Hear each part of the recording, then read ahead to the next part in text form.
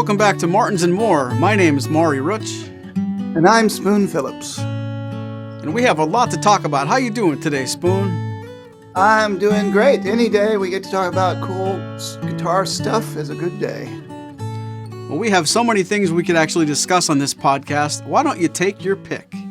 Well, thank you. In that case, I will pick picks. Guitar picks, a often overlooked accessory that some people don't pay much attention to at all, but other people absolutely obsess over because of all of the different varieties of guitar picks out there. Well, how are we going to fill a whole episode about this? Aren't all picks the same? Well, nope. I know there's people who have that opinion and can take or leave the different ones. And I think just like guitar strings, some people find what works for them and stick with it literally forever. And other people like to try different ones, and particularly when like new products come out, or at least new products for their experience, and try different ones. Some people will adopt a pick or a certain kind of pick for some time and then change to something else. And it's just one more, some people might say, geeky thing about acoustic guitars and electric guitars that can be fun to explore. I agree with you. The topic of guitar picks sometimes feels overlooked, and it's almost to the point where we just had a customer buy a D28 Modern Deluxe from us a couple of days ago, and in his email he said, I just put the order through online. Please let me know if you have any questions, and can you throw in a pick? And I thought, well, it sounds like it's a beginner, and hats off to you if you're a beginning guitar player and you bought yourself a D28 Modern Deluxe. That's amazing. I won't even bore you with what I started learning how to play guitar on. It was not a D28 of any kind, but throw in a pick. That leads me to think he just expects a pick is a pick. But before we talk about too many details, do you know any history about guitar picks? I do, and I'd like to say congratulations to the new owner of a D28 Modern Deluxe. And while I can understand why you might think he thinks a pick's a pick, I don't know. Maybe he trusts your judgment, as I certainly would, and maybe he collects picks of different kinds, but as some people do. So I think it's fascinating that he asked to get a pick thrown in. And hopefully you didn't just like throw it in the sound hole or throw it in the case where it's going to go bouncing around but anyway. I'll be right back. I have to open that box. So yes, what we call the guitar pick today has a surprisingly ancient history. It goes back millennia. The plectron maybe it was, is a Greek word that actually means anything that you would strike something with. So it could be anything from a spearhead would be a type of plectron. But the plectrons that were used to play musical instruments that would be applied, you hold them in your hand and would apply them to playing a stringed instrument, it probably goes back to ancient Egypt. And they certainly have pottery from the ancient Greek city-states showing people using plectrons. And the lyre came with a plectron that was I think it's like a stick with something attached to the end of it that's then tied to the lyre. So it hangs on the lyre and you just pick it up and use it. But anyway, plectra have been used on all kinds of musical instruments. There are plectra from ancient India that we know of that were made from coconut shells. And also back then, they didn't all look like what we would think of a guitar pick today. And those of you, of course, in Europe call them plectrums now. And that's basically the Latin version of plectra. But the plectrum, I always thought it was interesting that Americans call them guitar picks, because I grew up calling them picks because that's what everybody called them. But you're not really picking anything. I think of picking just like the word pluck when we play fingerstyle guitar. We're not really plucking the strings because you're not pinching an individual string and pulling it out and letting it go, like plucking out of a chicken. Or even out of your feathered pillow when you get a down pillow and the feathers stick through and you pinch that thing and then pluck it out. But we use those terms, and I've always been a little curious of where those terms came from. So we have the modern day guitar pick. Previously, they used all kinds of materials.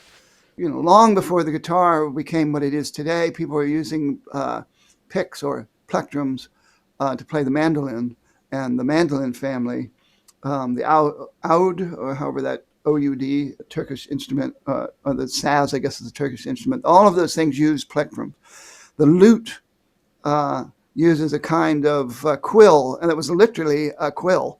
So maybe because you're plucking quills out of some dead bird and forming them into the plectrum, maybe that's where the word pluck came from in terms of using a quill to play a lute, which is a very different kind of technique. If you ever watch professional lutists, how they play their instrument, it's quite different than what a guitar player does when they're playing a guitar string.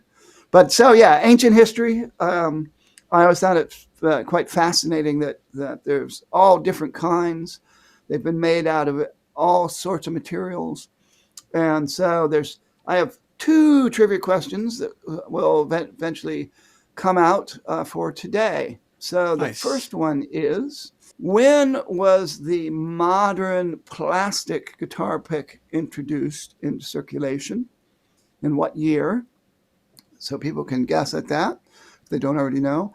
And what material was most popular prior to that for acoustic guitar picks? And that's a trick question, because the answer that everybody's going to come up with is actually a misnomer. So if people actually know where the real material came from, that will be bonus points to them. I like it. Season 2, and the questions are trick.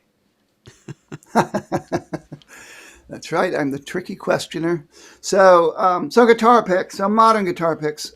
Today, there's so many varieties. Most of them are that teardrop shape I think that's what it's called. That's certainly what I tend to use, though I've tried many different ones. Some people like the larger triangle ones. Some people like much smaller little teardrop ones. There's plenty of brands out there. And I know some people really love their guitar picks, whether they use multiple ones or stick with the exact same one for every guitar, electric and acoustic, and so forth. So a lot of personal preference involved, just like guitar strings. So for those of us who are into this stuff and love to learn about what people like and why, I know I'm not the only one looking forward to reading comments for those of you who are listening to this podcast via YouTube and can actually leave comments. We'd love to hear your questions and also hear your comments about various guitar picks and your personal reviews, preferences, dislikes, and so forth. Well, speaking of ancient history, what was the first guitar pick you ever used? Okay, well, that's a fascinating question because I'm not sure I remember, because we're going back to a previous century. And But honestly, the first guitar picks I remember were Fender brand, and it was the Fender brand with the brown and black sort of coloring that you could see through a little bit during the light, and it was a very, very super thin, a very bendable and flappy, and that just happened to be with the guitar that I first started playing, which was actually ended up in the house because my brother won it shooting pool when he was away at college. And he was quite the pool shark, following in his grandfather's footsteps in that regard. And he actually, it was to cover a debt of a pool game. And he brought it home, and it was just sitting up in his room that was soon to become my room. And I picked it up, and my Aunt Sandra gave me the old Whitmark Bob Dylan songbook, and off I went with the pick that came with the guitar. Somebody had thrown it in the case, and it was a very thin Fender brand plastic teardrop pick. So back at you. What was the first pick that you remember using? Turnabout is fair game. And the reason I'm asking this question, and I'm happy to answer it, well, I'll get into that in a second. But my first pick, very similar. It was whatever came with the guitar. It was also extremely thin. I bet you if I go back now, it was probably a .45 or a .50. And I just got used to thinking the guitar that I played had terrible action, and the pick that I played was very, very floppy. And I got used to thinking that when you play guitar, you've got to grip the guitar very, very, very hard, the death grip on the frets. And you also have to grip the pick very, very tight and don't have any kind of fluidity in your wrist. And that's how you play acoustic guitar. And much like me teaching myself how to play golf and learning an awfully terrible golf swing that I cannot break out of a bad habit now, I spent many formative years playing guitar really too tight. I developed really bad habits I'm talking over decades. I started playing when I was 13, 14, and until I was in my mid-20s, I still didn't realize I was doing anything unorthodox. I thought that's how you do it. So you can picture this muscle memory you're developing by just gripping and gripping and gripping. And now, I mean, long since I figured out what to do and what to change, I really wish I hadn't become accustomed to holding on so tight. And a lot of it has to do with that pick. And that's my ulterior motive. I asked you about that, and I want to bring this up on the microphone so listeners that are just starting out, maybe you've only been playing guitar a short time, if you haven't given consideration to what kind of pick you play, really all I mean is the thickness of it, please consider starting with a medium. Don't go so heavy and don't go too thin. I think that players who begin learning how to play guitar that use a medium pick and the grip and the technique that comes along with that, you have to hold the pick a certain way when it's that heavy to make anything work that's not going to feel too rigid or hit the strings too hard or drop the pick. You can then go and experiment with lighter picks and heavier picks, and it's not going to be that much of a difference. I'm so sorry I spent so many years gripping a thin pick because the pick does all the bending and you don't need any technique, and I lost at least 10 years of technique doing that. Fascinating, as Mr. Spock would say. I have to say, I think Maury has really hit on something important here, because I can say basically the same thing. I started playing about the same age. I had a very thin pick. I used extremely light, what they called ultralight strings, or extra light strings, I guess, and pounded away, as I see lots of other people doing. And it didn't even occur to me until this very podcast that maybe most of us who started out with that all big up and down strum with no nuance, no bass notes, accents, any of that kind of stuff, may have all been in the same boat with a very easy to use, so we thought, very thin pick. It's fascinating too because like bluegrass players are famous for playing very, very thick picks, and the fast, those super fast nuance players, which seemed counterintuitive to people who played with lighter picks. Of how is that possible when they pick up one of these, over 1 millimeter picks and even up into 2 millimeter picks, and it's like, how on earth they do this? And I used to shy away from thick picks, and then I kind of shifted and got into playing thicker picks. And for a long time, I tend to play .88 nylon picks, and I went up over the years. For many years, I played .73s, and we're talking about Jim Dunlaps. And I would sit there in guitar stores. I'd go to Matt Humanoff's or wherever the kind of stores that just had like a fishbowl full of picks, and I would sit there and I would flex picks, plastic picks particularly, for a very long time to pick out the picks that I wanted that had a certain kind of give that I would call, was a solid medium, but then it got a little heavier, and then it got a little heavier. And then when I started playing for Paul Yukina, the retired Broadway actor, and his trio for several years, he gifted me and Frank Krupp, his other sideman, with a pick from the Blue Chip Company, which we'll talk about later on, those kind of new scientifically, molecularly designed materials that we'll get into in a little bit.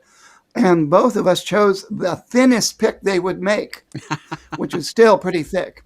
But for me, it was worth it with the tone. So we'll get into tone in a little bit too, about picks and tone.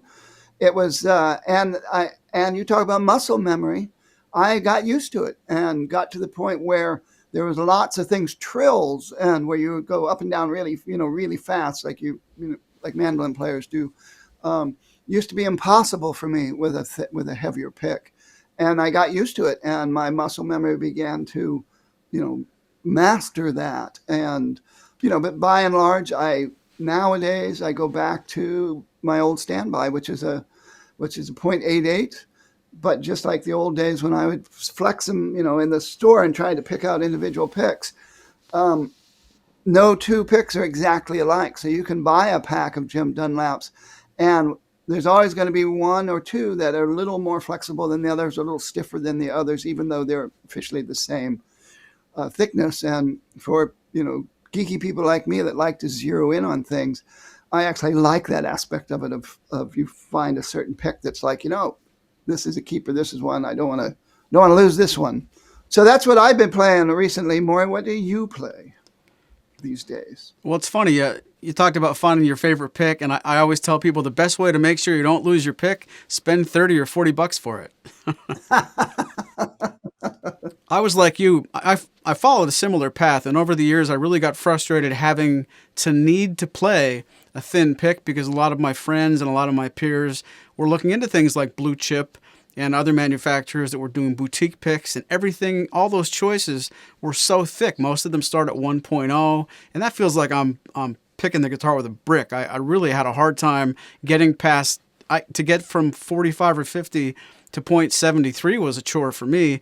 And a few years ago, I tried to really make an honest effort to play .88s from Dunlop, especially in our videos. And you're probably the one person that knows better than anyone.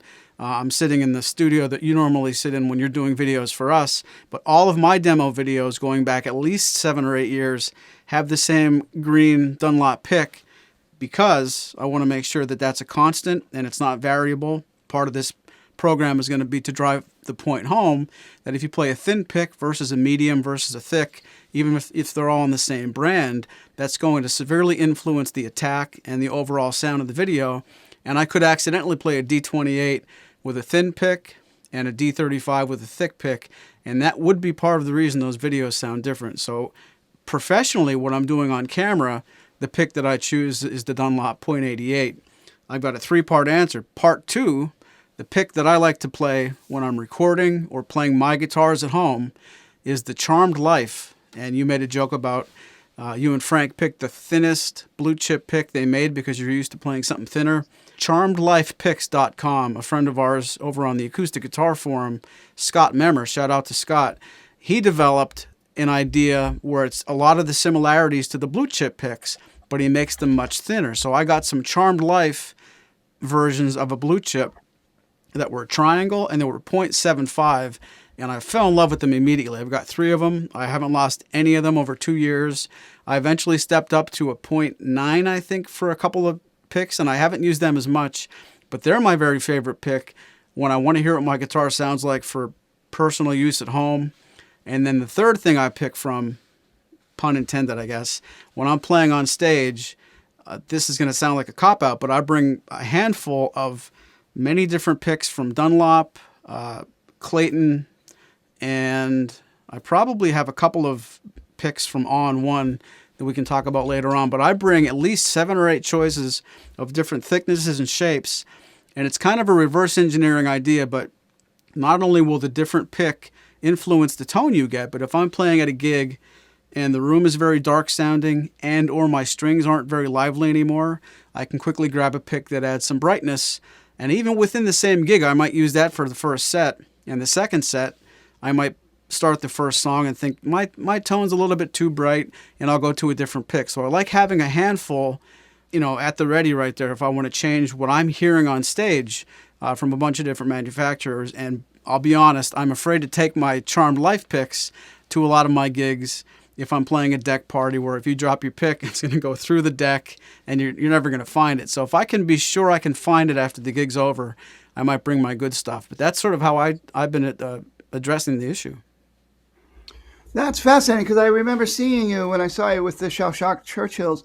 You were playing one of those rather large, wide triangle picks. I think the one with the eagle on them. What is that brand? Yeah, that's the Clayton Ultem. That's the okay. All right. Another quick shout out to our friend Bruce Atkins. He turned me onto them a few Martin Fests ago. Ah, I see. I see. I see. Well, it certainly worked.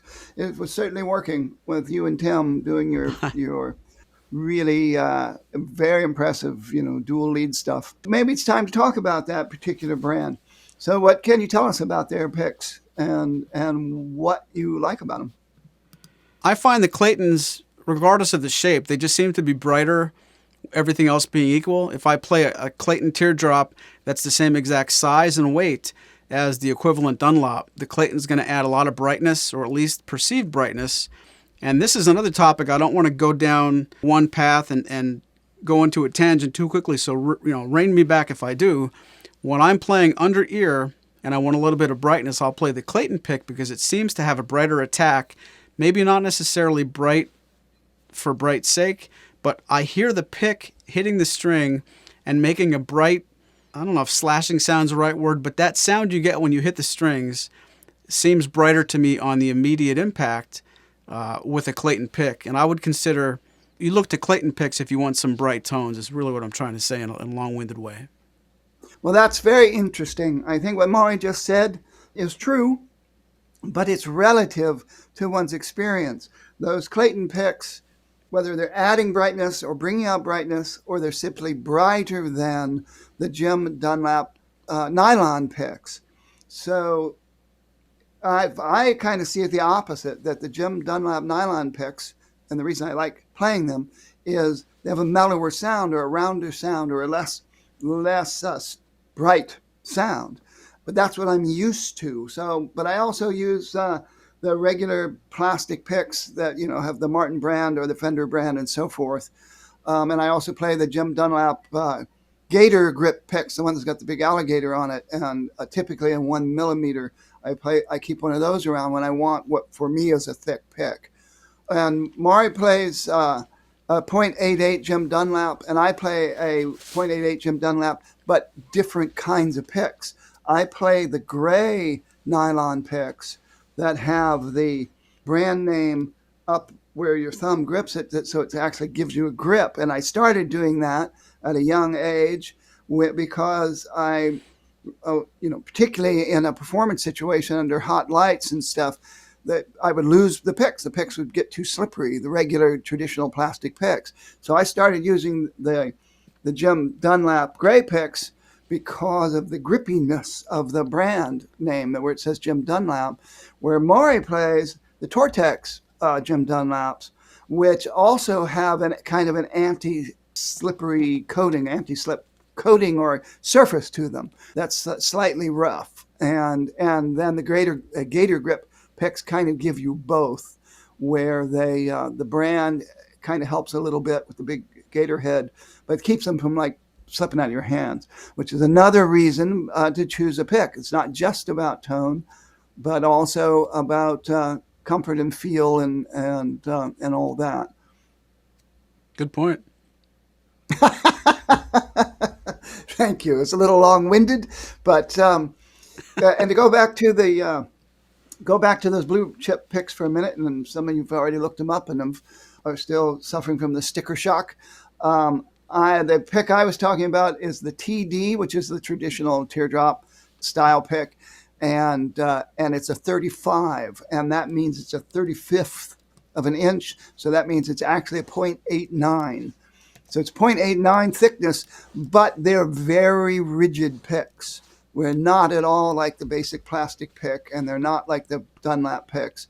They don't have the kind of flex that you get. So they feel, even though they're only a .89 compared to the .88 that I'm used to playing, they feel thicker and they behave thicker in a way.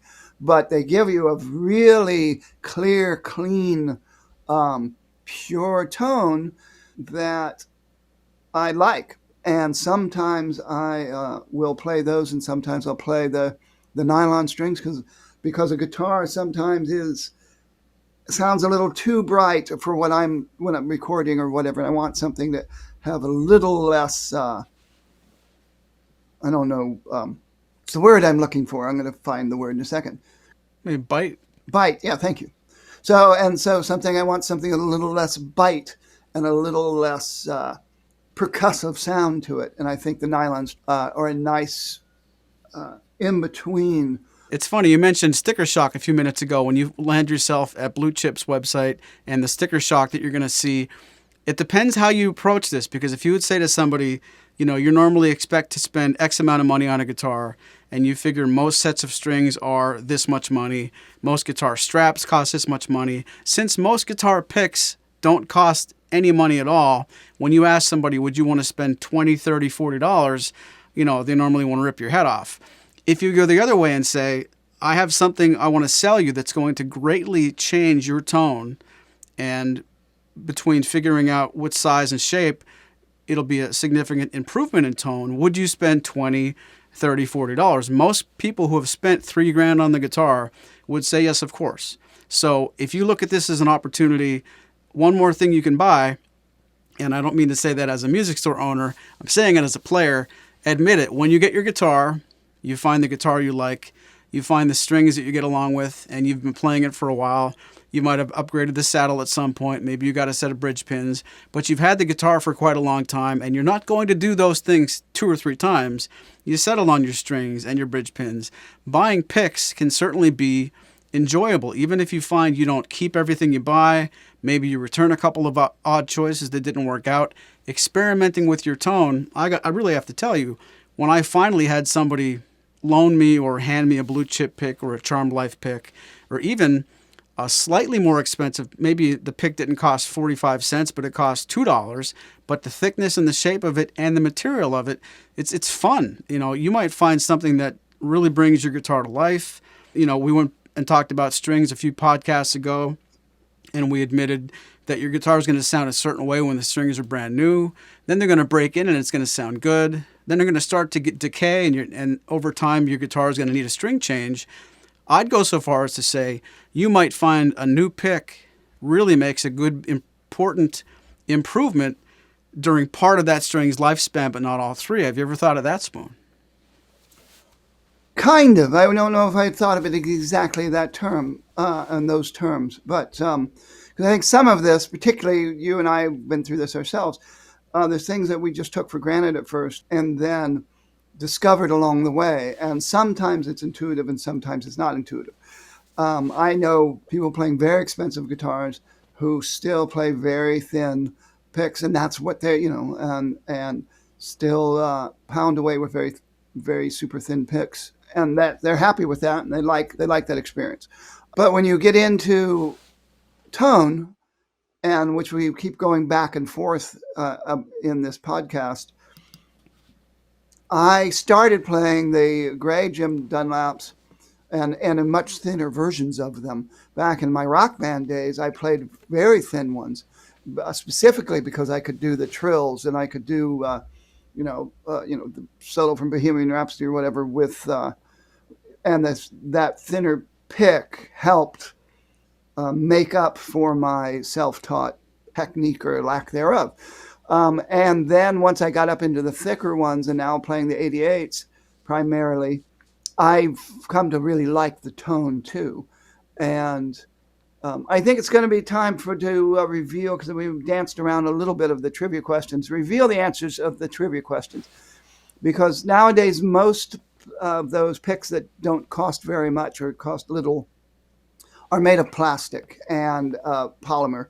And I'm trying to remember what the original plastic was that was used to make the picks. But I'll tell you right now, anybody who's listened to this podcast regularly or even knows anything about guitar history will tell you that plastics came out in the early 20th century, early decades of the 20th century.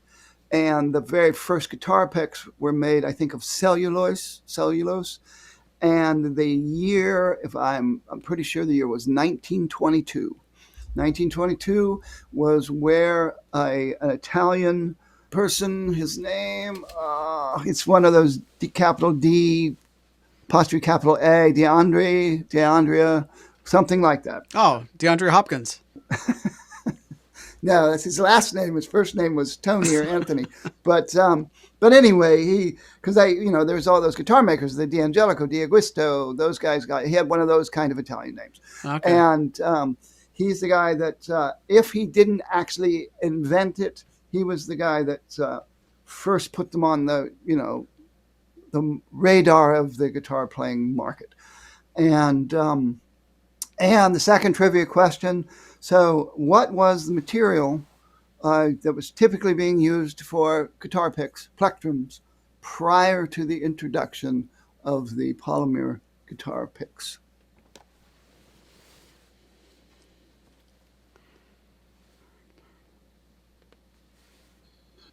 The answer most people are going to say is tortoiseshell.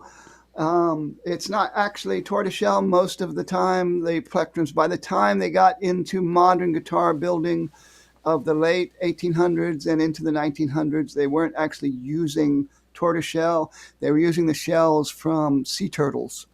And anybody who is aware of the differences between turtles and tortoises know they're not the same thing. And the hawkbill sea turtle primarily was hunted for its beautiful shells and its meat, and actually got added to the endangered species list in 1973, circa 1973. But, people like Martin had stopped using tortoiseshell long before that for bindings and pick guards, and people who were making picks, you could continue to buy tortoiseshell picks well up into the 1960s and so forth. But most people used plastic that looked like tortoiseshell picks, and the revolution that has come upon us now with modern chemistry, stuff like the people that make blue chip picks, and I'm assuming Charmed Life is very similar.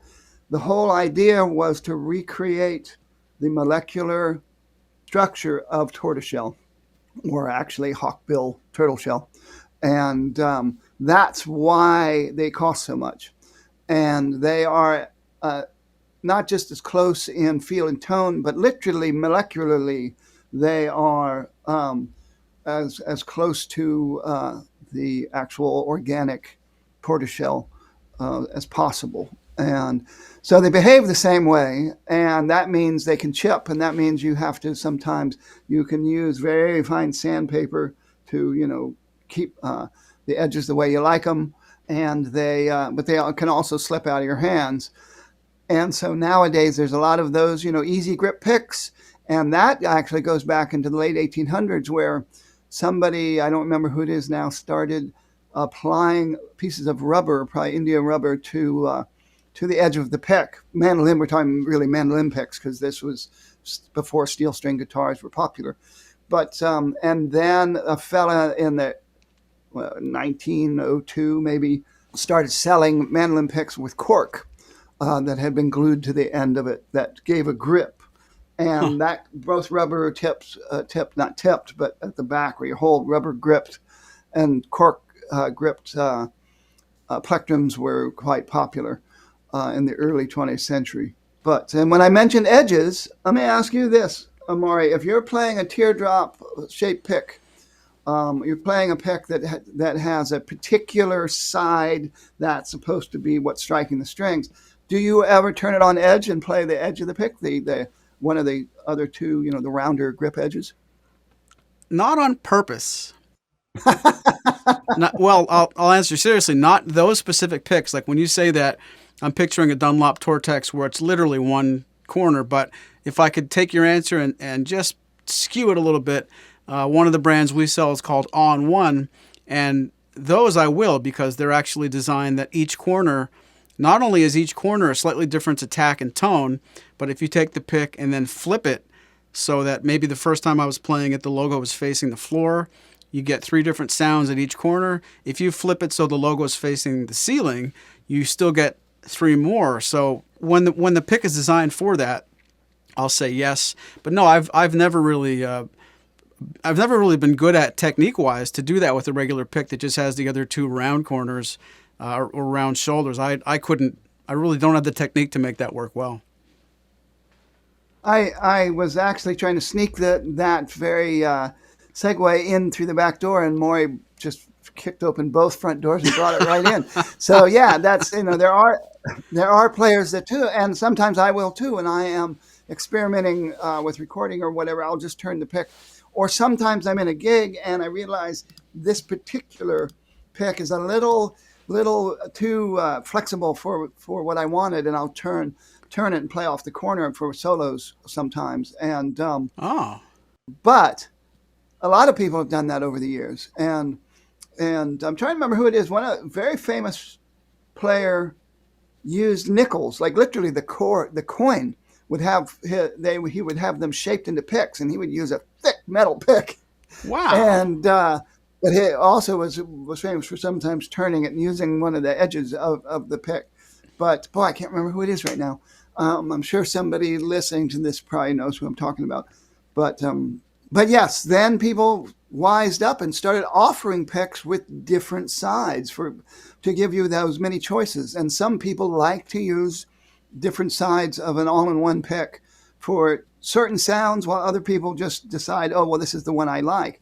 But they also make that pick. I think you even sell them on your website. All-in-one also makes the pick that has one edge to it that most people, if you look at the pick, you're thinking of the very back of the pick where your thumb would normally go, but it's got a series of little bumps. They're not, they almost look like Stegosaurus, fins, the little dinosaur fins that you can use to bite with it to get that kind of, particularly with an electric guitar, you hear some people do, blues players, that will turn the pick, a regular pick, and be able to get this real snappy bite to it. And those all-in-ones actually give you this extra. I'm sorry, I'm not explaining it very well, but if you see them online and see them on the Maury's Music's website, you'll see what I'm talking about, where you can use those little bumpy ridges on that one side to get some really interesting sounds. So for people who love to experiment with tone, the all-in-ones are a really cool choice, and unlike other guitar picks out there that give you multiple surfaces, I don't think there's one that gives you more options, whether you're going to actually use all of them or not, than that particular kind of pick. I noticed Charm's Life also makes picks that give you different bevels. We haven't really spoken about bevels yet. Blue Chip and other manufacturers offer beveled picks, so that you have to really look really close, but the surface along the edge has a bevel in it, so it's a little thinner on one edge than it is on the other. And like Maury was mentioning with the all-in-ones, you can flip it, and it gives you multiple kinds of sounds. And some people really swear by beveled picks, either because they feel it increases their speed and agility, or for tone. But I noticed that Charmed Life also offers beveled picks, and there are certainly other brands out there that offer them as well. I can't think of any off the top of my head, but I'm sure there's many people out there that are already clamoring to tell us their favorite boutique manufacturer pick, and I'm sure a lot of those have bevels as well. Well, there is one more brand that does a pick that has several different bevels, but it's not a brand you'd really recognize. They're not really that popular yet, and I'm not sure, you don't buy a lot of guitar picks, so I couldn't assume you would know what they were. It's called Martin. The Martin Lux pick from last year, and I just had to get that one in there. You really had that one. I was like, oh, Well, wow, what's this mystery company?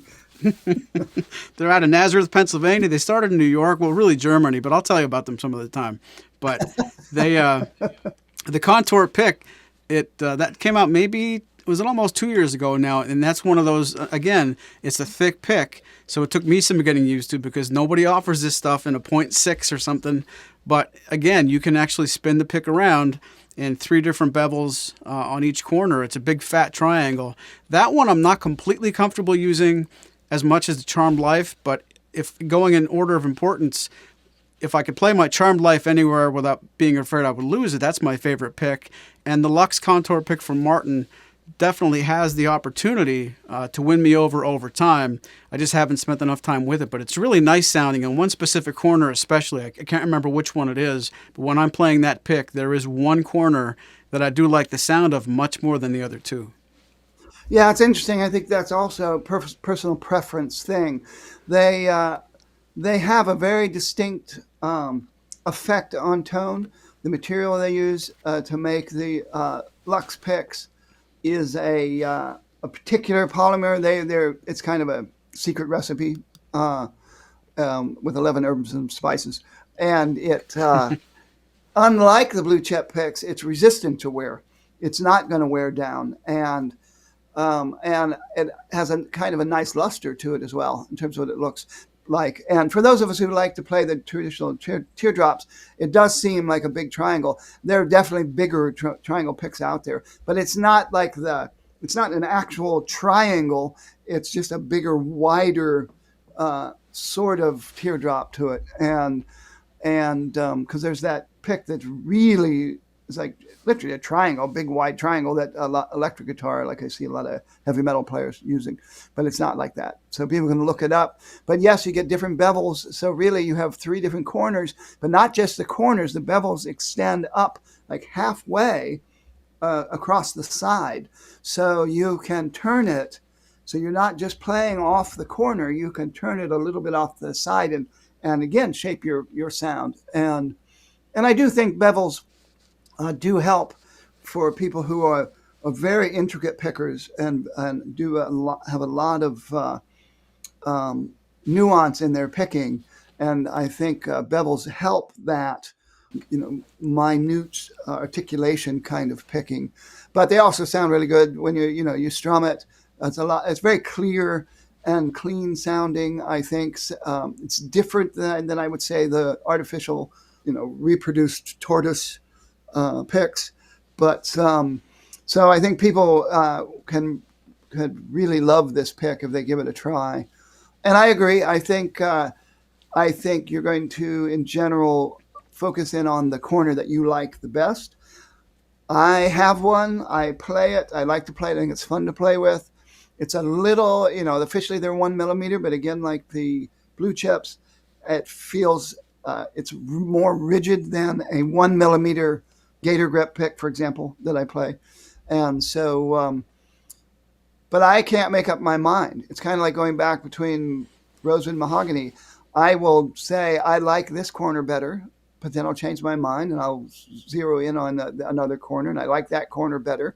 And once my ears get used to it and settle in with it, so I would say I have two corners on mine that I like, but we both play typically smaller picks in terms of how it feels in the hand.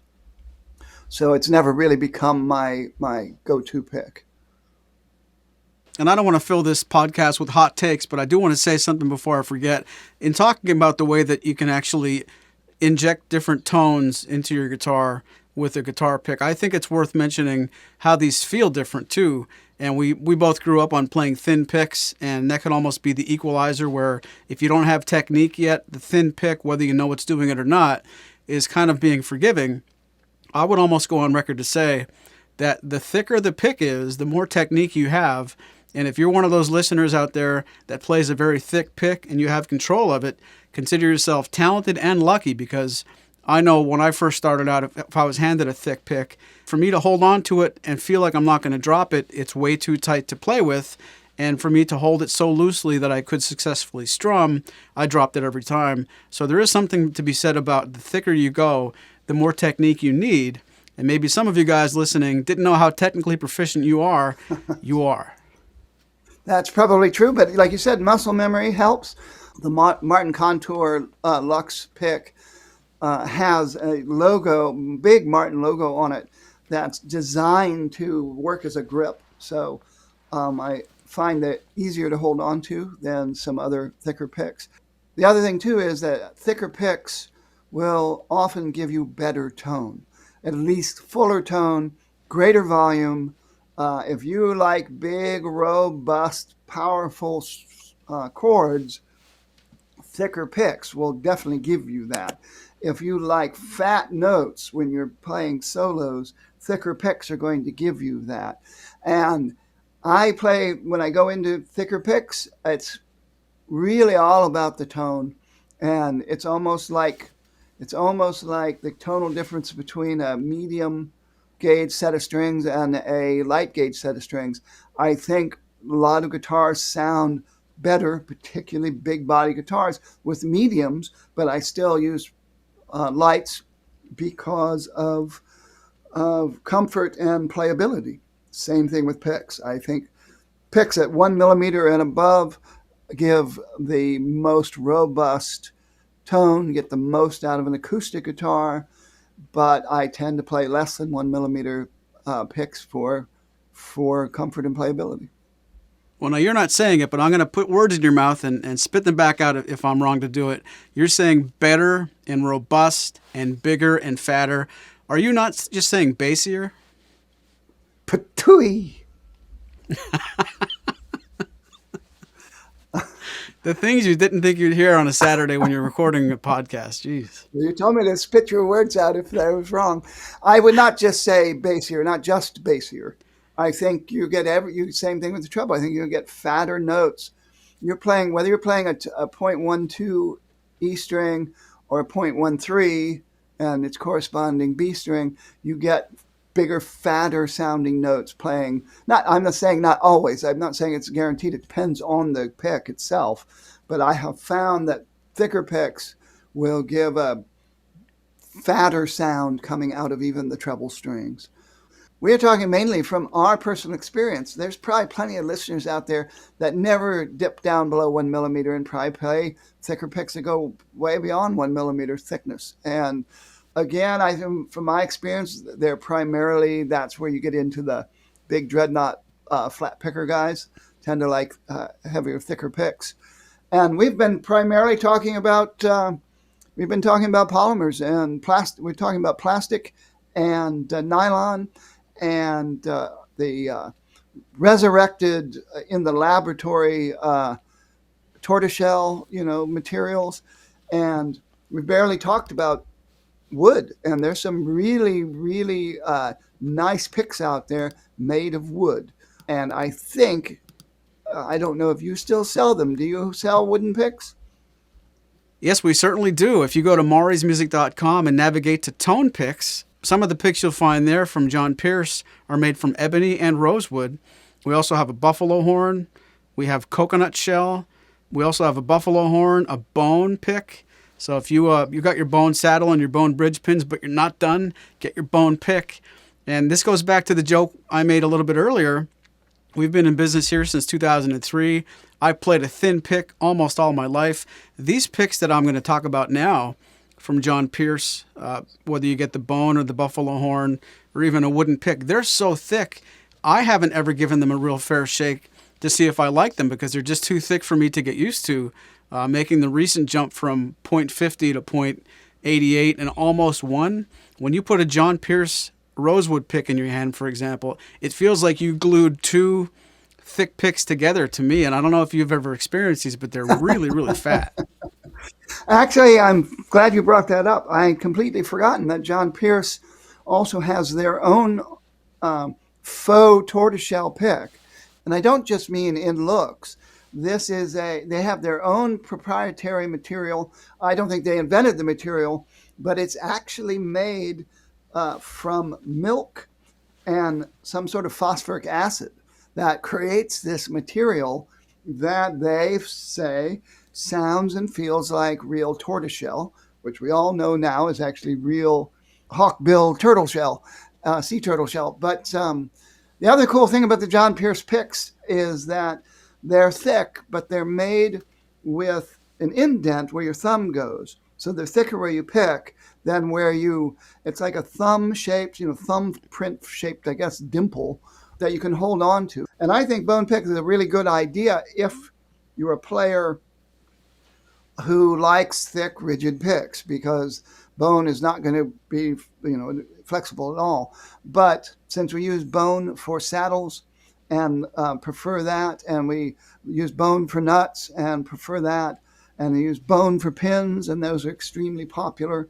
I don't know if everybody has heard the Maury's Music podcast about bridge pins, but he was saying that bone pins are super popular. And so I would think trying a bone pick, if you are somebody who likes thick picks, would be worth a go. You could use it as a weapon too. That's how thick it is. And buffalo horn too. Buffalo horn gives you clearly a brighter tone. It's really good when it comes to the bridge pins for thick, really thick, rich rosewood, deep, dark kind of woofy rosewood guitars. It'll help add some brightness and definition. Maybe the buffalo horn pick will do the same. I've never played one. So maybe the next time at Maury's Music, I'll do some pick videos. That would be fun. Yeah, and I feel bad because I really can't chime in here with anything credible or from an experience point of view. These are just so thick, I haven't gotten used to them. So maybe the best thing to do is, tell your friends or your family when your birthday's coming around, if they go to the tone picks part of maurysmusic.com, maybe there's one thing there, for $7 or $20 or anywhere in between. It's a fun experiment. And I remember a couple of our customers, maybe a few weeks ago, they must have been shopping with each other because they bought the coconut shell and the ebony and the rosewood and the buffalo horn, or at least two or three of those, like they were making themselves a sampler. And with the 30-day return window, I'm secretly kind of watching the website inbox to see if any of those are going to come back. It makes me think they're not sure which one they're going to like the best, so they just trial three of them. And maybe that's what you do. You buy a couple, and the one you don't really gravitate to, give it to someone else and pay it forward. But I think they're really fun to experiment with within reason, but you do have to keep in mind, if you're not used to a thick pick, these are not going to feel comfortable. Yes, that's definitely a caveat for people who are experimenting with picks. But I'm a big believer in not giving up on thicker picks right away, because you play them differently, and they do require, like the tendons in your elbow, the tendon anchors in your elbow, and the way your wrist moves and all that are going to experience a thicker pick very differently than if you're playing going from a super thin pick or even a medium pick. So it's takes some getting used to. I don't use them for everything, but I do enjoy them. I like having them around. One thing we haven't talked about is thumb picks. Those are primarily used for finger pickers and with or without finger picks. And thumb picks are something I've never found a thumb pick that works well for me, but I may gravitate toward them. I've spent many, many years. Gosh, I'm wondering if we're really talking over 20 years. I don't remember now, but Howard Emerson, if you haven't heard his music, you really got to look him up. He really is a super fine, creative fingerstyle player. Traditional and bluesy for the most part, but also plays in a lot of alternate tunings and does cross tunings, where that means you are in, let's say, an open G tuning, but you're not playing in G, you're playing in some other key. He turned me on to artificial nail tips, and so for many years I wore silk wrap tips, and then went to more affordable fake nails, just like you see the ladies get in the nail salons, but they're not actually healthy for you. And my real nails just kept getting thinner and thinner and thinner. So I've given them up. So I am now looking to maybe adopt thumb picks. I've tried a bunch of different ones. It does require a different technique in terms of how you hold the wrist in relation to the strings and stuff. But I see them on Maury's, finally got to Maury's Music website right now, and they have the traditional national thumb picks, and they have Zuki's brand thumb picks, which I've never seen. So I may have to try one of those. But nice thing about thumb picks is you can use them as a flat pick. And of course, they're thicker than the kind of picks we're typically used to. So you really need to use them for a long time, I think, before you can really get used to playing them like a flat pick. But have you ever used thumb picks, Maury? I've tried a couple of times, and no, not really. I mean, there could be a long answer here, but I didn't get along with them. I've never really used finger picks. I've tried them, and I know, some people take them and leave them. Some people swear by them. They certainly became popular before acoustic guitar amplification was really mastered, and it allowed people to play at very loud volumes, particularly metal finger picks. And I know people who swear by them. I know there's lots of finger picks now that are not made of metal, that some of them allow your fingertips to still stick out, and some of them you wear on the top of the fingers. And unfortunately, Maury and I are not in any way experts about that. So I've been thinking about experimenting with that, because once I lost my artificial nails, my volume went way down, and I don't have the same kind of volume. I'm going to work on my calluses, work them up. I know, Lawrence Juber plays entirely with callus, and Leo Kotke, though really you still need some nail behind the fingertip to give you some support to the fingertip. But so I'm going to start experimenting with thumb picks, and maybe some future podcast I will have been won over and converted. So we'll have to wait and see. Well, don't tease too much. We're going to save that for a future episode for sure. And I do want to thank you for being here. This has been a really interesting topic. I do want to take this opportunity to say, please let us know in the comments, if you're watching on YouTube, what kind of pick do you play? And have we convinced you to be open-minded and go forth and experiment on maybe what your next pick might be? I do hope you've enjoyed the program, and we appreciate all your input. Please let us know anything you want us to see in the comments below. From all of us at Maury's Music, thanks for listening. Hear you later. This has been a presentation of Maury's Music, your trusted source for Martin and Blue Ridge guitars. Find us online at maurysmusic.com.